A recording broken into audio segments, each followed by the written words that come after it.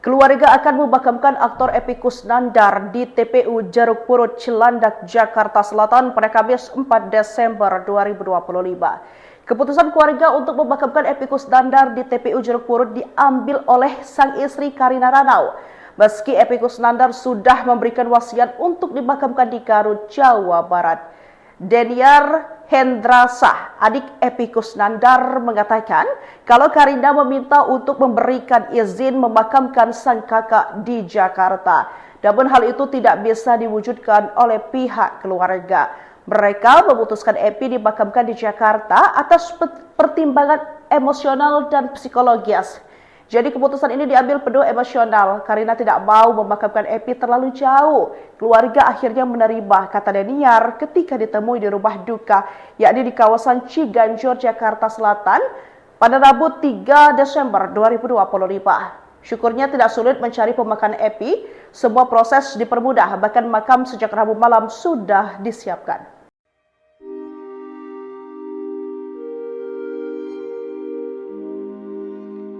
Kabar duka menyelimuti dunia seni peran Indonesia. Aktor senior Epy Kusnandar meninggal dunia.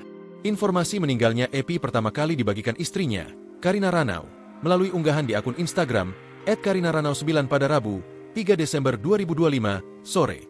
Dalam unggahan tersebut, Karina menuliskan pesan singkat yang menggambarkan waktu kepergian sang suami.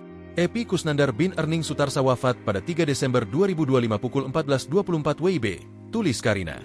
Epy dikabarkan menghembuskan napas terakhir saat menjalani perawatan di sebuah rumah sakit kawasan Cawang, Jakarta Timur.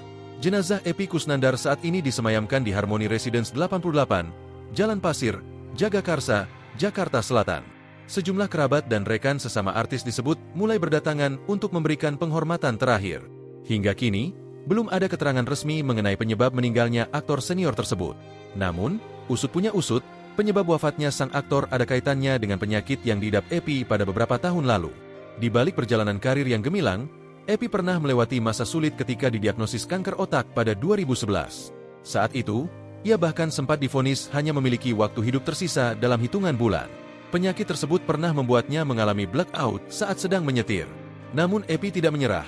Ia menjalani berbagai upaya pengobatan, termasuk terapi herbal akar sidaguri dan menjaga pola makan dengan menghindari konsumsi daging. Semangatnya untuk pulih membuatnya tetap aktif berkarya hingga tahun-tahun terakhir hidupnya.